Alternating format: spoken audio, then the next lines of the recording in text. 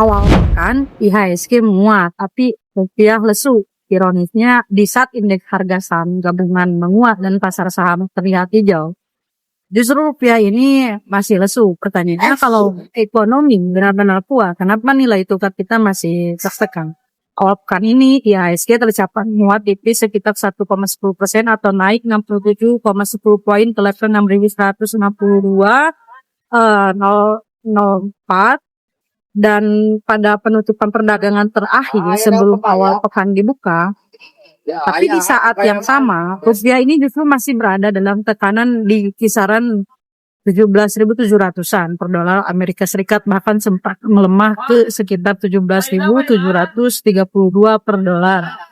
Artinya pasar saham sedang mendapat sentimen positif dan investor mulai masuk pasar modal. Tapi di saat yang sama, rupiah ini justru masih melemah terhadap dolar. Ini menunjukkan satu hal penting, ekonomi tidak bisa dibaca hanya dari satu indikator.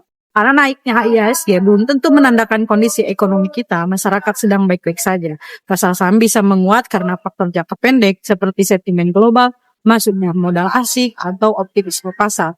Sementara rupiah lebih sensitif terhadap tekanan yang lebih luas, seperti suku bunga Amerika, harus modal keluar, ketergantungan impor, dan kepercayaan terhadap fundamental ekonomi domestik.